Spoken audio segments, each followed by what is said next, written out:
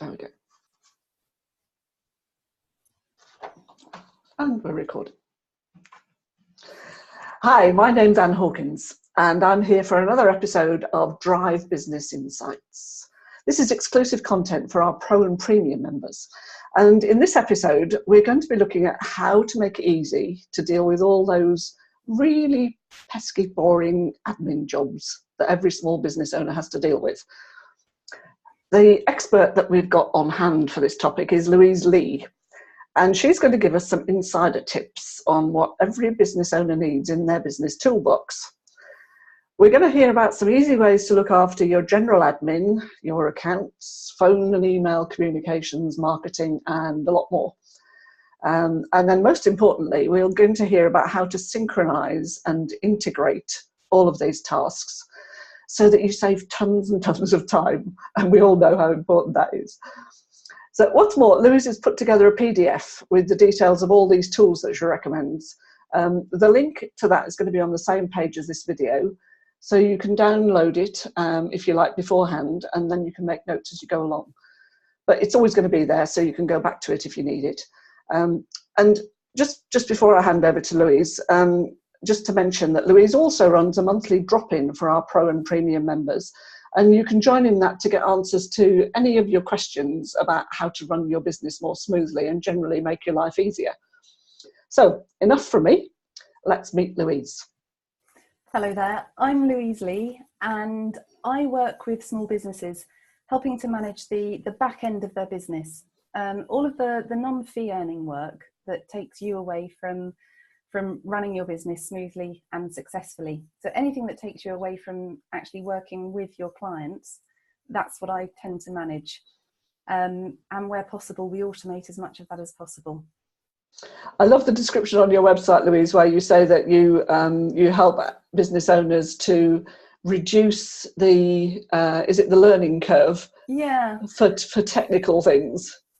Well, I think a lot of the software that's available now, because you buy it on a month-by-month basis, all of those providers want to make the software as inviting and easy to use as possible. But the bottom line is that you still need to know what you're doing. You know, for example, setting up an accounts package, having an understanding of accountancy, you know, what's a general ledger, a day book, all that type of information is so useful. So whilst all of this software purports to be incredibly easy to set up, there is a learning curve involved. And sometimes it is easier just to have someone else come in and look at how all of that can be linked together, rather than spending the time researching it yourself. Yes, I know it can be very daunting, can't it, just looking at stuff and not knowing which is which and where to go and all that kind of stuff. So, which is great, you know, why it's so great to have you here to guide us through this this maze. So let's start by thinking about a business that is quite a new business, and I've heard you describe it though in this way, that people go into business to do something that they're really keen on, that they really want to do, and all of a sudden they find that they're not only doing that, but they're also the finance director, the sales director, the marketing director, and all these other jobs that every business owner has to do. And I know from people that I talk to, a lot of them find it completely overwhelming. So if we could imagine this poor, overwhelmed business owner, where would you advise them to start to try and unpack some of this and just make life a lot easier? I think the first thing is, when you're setting up your business, is to get the systems and processes in place from day one, rather than scrabbling around and trying to make it happen later. It's easier to start at the beginning than 6, 8, 10 months down the line, when you've already got some things in place and some things working. So I would always say that every business needs to have a CRM of some sort. And by that, I mean a place to capture information about your clients and your prospects. It doesn't have to be anything terribly elaborate, but I would recommend it is cloud-based rather than a spreadsheet. although a spreadsheet we can import later into a CRM. Okay, so how do you describe a CRM? Some people say it's contact relationship management, some people say it's customer relationship management. I would focus on the relationship management part of it. Good answer. Because the other thing I find slightly frustrating about them is many of them focus on a sales pipeline.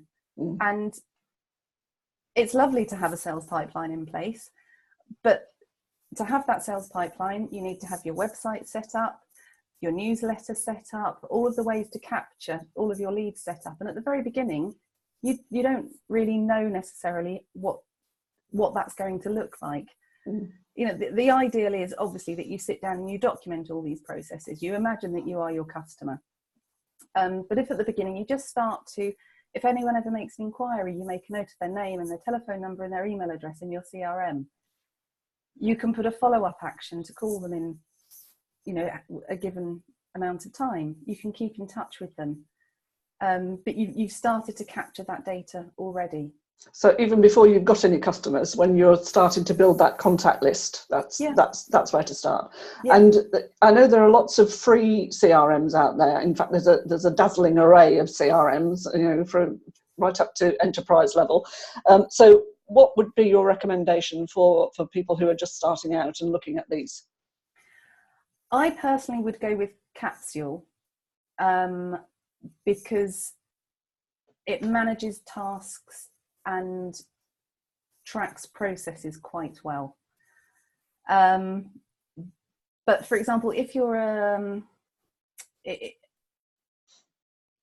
more of a coach or a psychologist and you have patients, Insightly works better because it manages relationships better. You can link people to each other in a really neat way. But the key thing is, as well, is to look for a CRM that will integrate with other things. For example, your newsletter campaign software or your finance system. Because what you want to avoid is switching around all of the different pieces of software. If you're in your CRM and your finance system's linked, you can see which clients owe you money without having to go into the finance system. You can add tags in your CRM system, which will then update into your email campaign system. So things will run automatically without you having to input them. But of course, you have to do that setup first. Okay. So if you've, as you say, if you've got you know, one person, presumably they're going to get email marketing from you.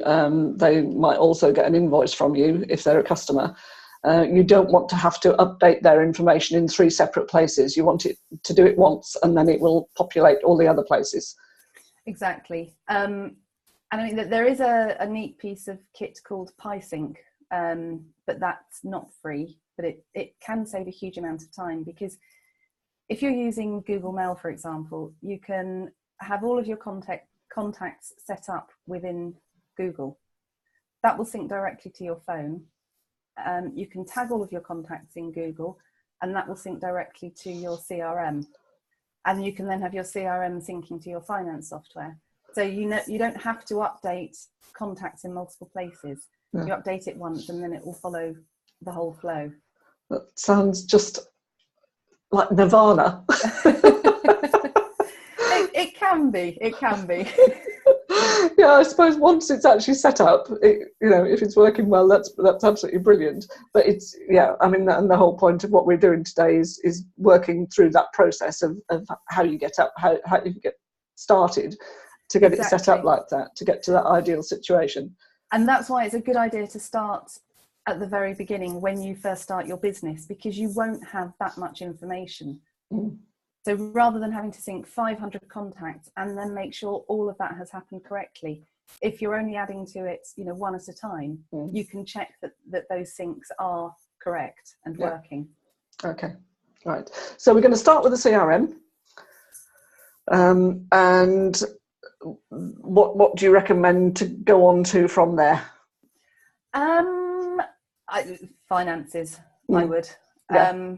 Yes, because you want customers and then you want to send them an invoice. Exactly. And you don't want to always have a great big pile of receipts lurking around at the end of each month. So most people will recommend Xero, and it's great, but it does come at quite a high price. So I was speaking with a bookkeeper recently, and her suggestion was Reckon One, which I haven't actually used, and it's £3 a month. But that was the suggestion from a good bookkeeper. Mm. I do know a few people that use Wave, which is completely free, and it works really well. But my issue is, why is it free with no prospect of charging? But the great thing is you can manage all of your financial transactions straight away. You can sync your bank account, so your bank feed can come through, which means you can match off against purchases you've made. Yeah. And now with contactless card, there's no reason why you should have to deal in cash purchases. Everything can come through your bank account, which will save you a huge amount of administration each month on your finances. Yeah. Let's go back a step to you mentioned some of this frostware. Yes, Some of this software is free, yeah. And there is always a catch there, isn't there? When you get a 30-day trial and then they try and upsell or something like that, or if it's free forever, then what are they going to do with your email address and your information? And if you're the product, then they're going to use that, a bit like Facebook and Twitter and stuff. Yeah. So with all those caveats, there are still some good deals. There's still a lot of stuff that is worth using, even if it is free, and even if you have to give your email address away to get it. I think so. And I know a lot of people are concerned about giving away lots of information. But I'd ask, well, what are you getting in return for giving away that information? Yeah. Okay. So with all that in mind, I think the message is, don't get scared by that. Don't get put off by that.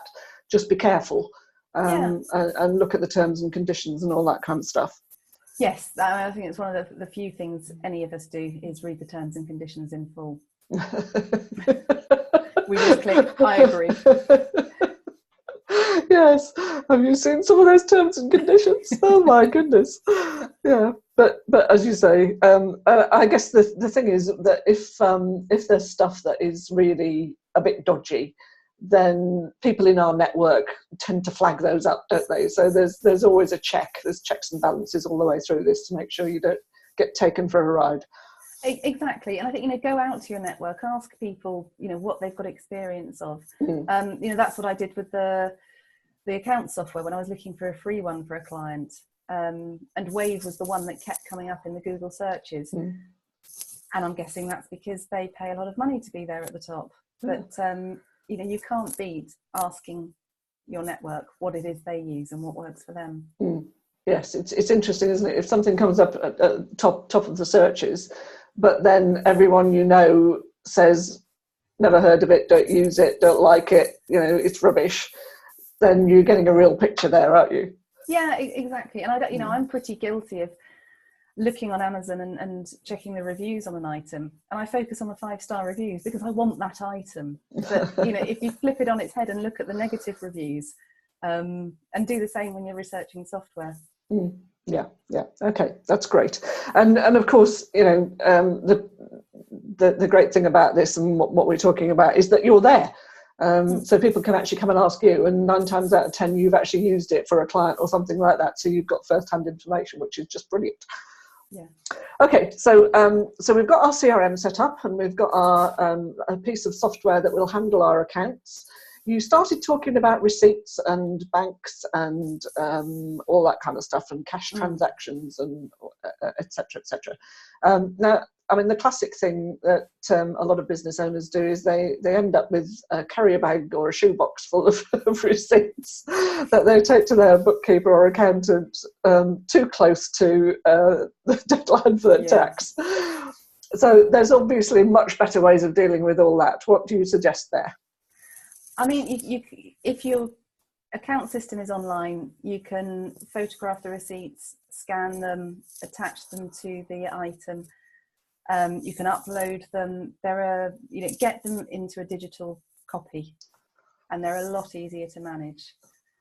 And don't leave it all till the end of the month or the end of the quarter. Do it regularly. You know, when you get that receipt, take a photograph of it. Save it to OneDrive or Dropbox or whatever your cloud storage system is, and deal with it immediately. Yeah, and our bookkeeping and accounting members of Drive reassure us that we don't need to keep physical paper copies as well as digital copies. One is fine. And I think the other thing that came across really, really strongly is separate out your personal finances from your business finances right from day one. Absolutely. Have a separate bank account and only use it for business. Yeah. I know in year one for me, I was a sole trader, and I did have a separate bank account, but I wasn't disciplined about using it. And it was just such a pain. And the moment I stopped doing that, everything became so much more simple. Yeah. Okay, let's move on to the whole area of communications, because we've all got various devices these days. We could be talking to anybody on a laptop, on a phone, on a tablet, and switching between the three in the course of a day, having the same conversation. Yeah. So what's the recommendation there to make sure that we can keep up with both conversations and phone calls and emails and know how to find things easily? What exactly do you mean, Anne? Well, I know that I've got several email accounts. Okay. And sometimes I reply to one from one account when I really should use another, or I set up, I start a new conversation from the wrong account, but I want them all to come into the same email box, and I want to get them on my phone and my tablet as well as on my laptop. So is there a way to make sure that all happens smoothly? Yeah, I mean, onto your phone is very easy. You can have multiple email accounts, and you can switch them on and off as you choose. I think I have about 20 email accounts coming into my phone at any one time. Responding from your phone, usually, if you're responding to an email, it will pick up the correct account from which to send it. You can, if you're, I'm PC based as opposed to Mac. I should also point that out. I mean, you can have all of your emails routing through to Outlook, and then you can access every email account from Outlook. However, in the last 2 or 3 years, I would suggest that it's better to use, if you're using Google Mail, for example, it's best to use the browser-based Google Mail rather than routing it through Outlook, because it is more stable, and actually you've got much better functionality with Google Chrome extensions. But if you are an Outlook fan, then it's perfectly possible to have everything coming through to Outlook. Yeah. Okay. I'm just trying to think of a process here that would. So if you had a customer in your CRM and you wanted to remind them that an invoice was due, would you send them an email, or would you do that from within the CRM? And would that show up on your email, or am I adding too many complications? No, it depends on your CRM. Some will sync and link with your email account, and some won't. Capsule, you just add the Dropbox account as a BCC on your email, and that will automatically add it as a note or as a communication chain on that client within the CRM. So they all operate slightly differently. Contactually, you can send emails directly within the CRM as if you were in your, well, for me, Google Mail. I bark on about Google Mail because it has so much capacity to sync with other applications. Right. Okay. And if you're one of these funny people that actually likes talking to people on the telephone, as opposed to using your phone for everything else, phone calls have a habit of disappearing into the ether. I know you can record them, but very few people do. So what's the best way to try and keep track of what you've said on the phone? I will always end the call and say I'll follow up with an email to summarise what we've discussed. Yeah. And it's as simple as that. Yeah. Or is there a better way than using a phone call? You know, something like we're using now with Zoom or Skype or other things. Zoom, you can record the whole conversation, including the video, and that's great. My experience is, I was going to say on the whole, most people prefer to receive an email, but that's not true. I've got 2 clients for whom the written word is just difficult and irritating. So they would much rather communicate orally. So recording this and sending it is perfect. Yeah, okay. And Zoom versus Skype, or Zoom. are there others? That was a loaded question, you know that. There may well be others, but I think at the moment Zoom is definitely the market leader. Yeah. Skype over the last couple of years has become increasingly buggy, and for me it's always been a source of irritation that if you want to have a conversation with someone that you're not currently connected with, you have to send them an invitation. Now, I understand the point about sending an invitation, it's courteous, but it adds another tier. Whereas with Zoom, you can send a URL directly to that person, they click on it, and the system starts. Yeah. They don't need to download additional software. Yeah, okay, that's great. Right, so where do we go from here? We've done CRMs and accounting and some basic communication stuff. What else do people need in their toolbox?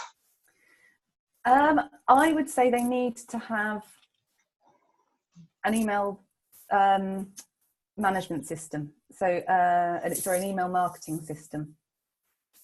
So you need to be able to communicate with people. You need to tell them what's going on in your business, whether you've got new products, services, if you're hosting an event.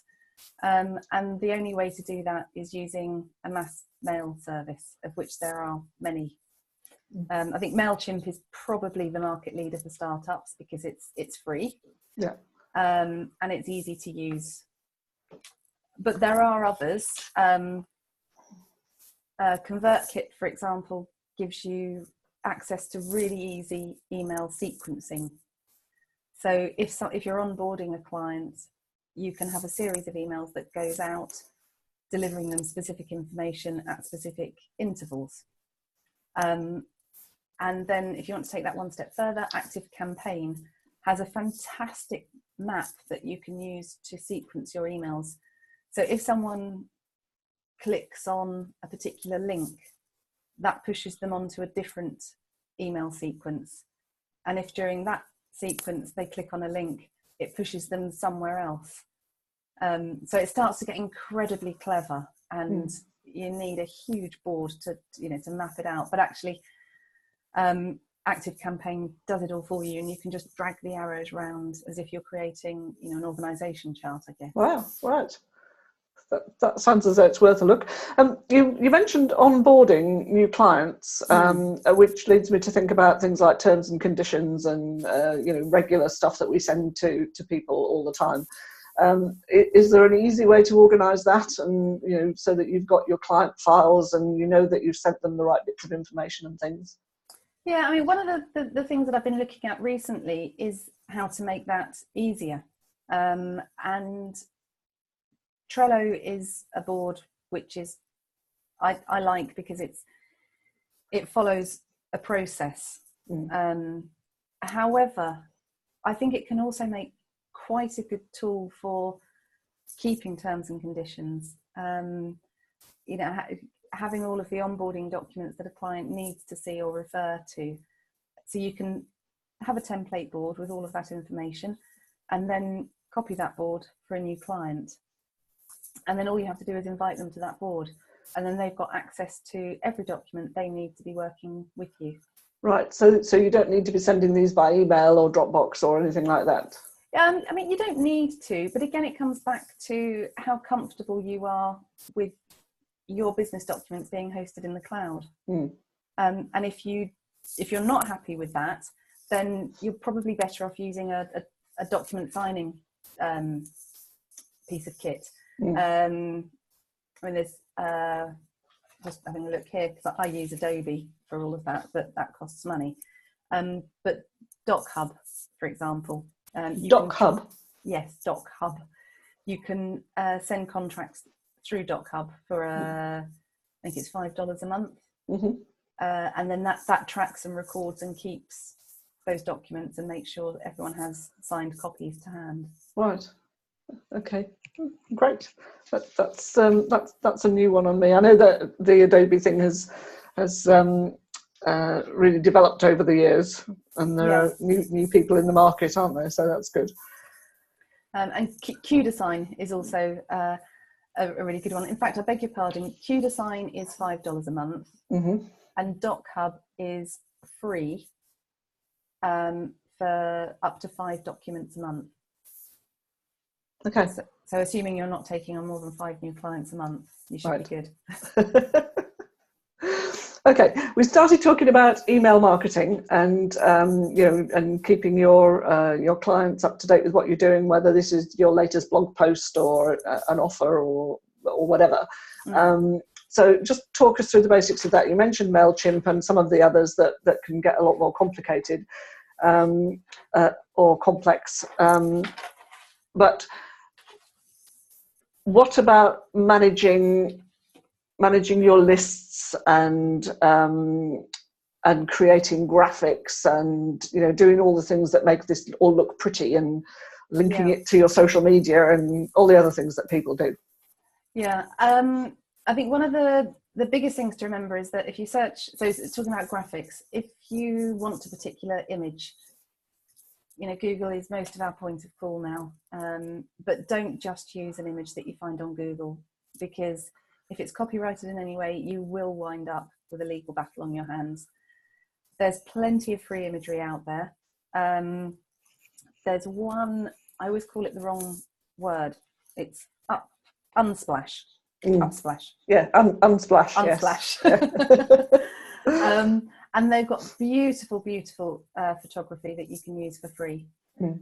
And another one that I tend to go to is 123RF.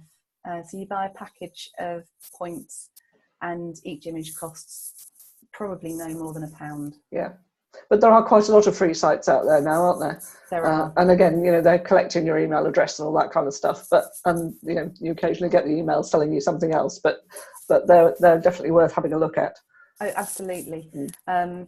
And when you want to then take that image and do something fancy with it, Canva is a fantastic free online tool. You can create your social media banners, social media posts. You can do all sorts. You can add text, a variety of graphics. It's fantastic. It's so easy to use as a very simple design tool. Yeah, great. So we've got our email marketing, we've got our list, and it's linked to the CRM and all that kind of stuff. And then we're starting to do emails, letting people know what's going on. And at some point, we're going to have some social media stuff going on as well, aren't we? You'd like to hope so. Now, while I know that, if you're on social media, you should be on social media. You should be there and present. It is a conversation. Nevertheless, there are still things that you want to put out there regularly, that you don't want to have to think, oh, it's 1 o'clock, I need to tweet this, or it's 2 o'clock, oh, I must do that post on Facebook. As long as you're available to respond to comments, then there's no reason why you shouldn't automate those posts going up. So Hootsuite is free up to and you can manage 3 social accounts on Hootsuite. Okay. And you can bulk upload as well. So you can bulk upload tweets or Facebook posts. And Buffer as well is a really good bulk uploader or bulk manager of social media. Okay. Yeah. And so, as I say, just plot them out on a spreadsheet, I'm afraid, and then upload them, but make sure that you are around at the times when your posts are going out. Yeah. And of course, the other answer to this is, once you get your business established and you're up and running, is to delegate. Absolutely. and outsource and do all those other things. But until we get to that point, is there a way of bringing a lot of this stuff together? So you've got a sort of if this then that kind of situation. Zapier works really well for that. And I made a note actually before our call of a few ways that it works. Sorry, I'm flicking around here trying to find it.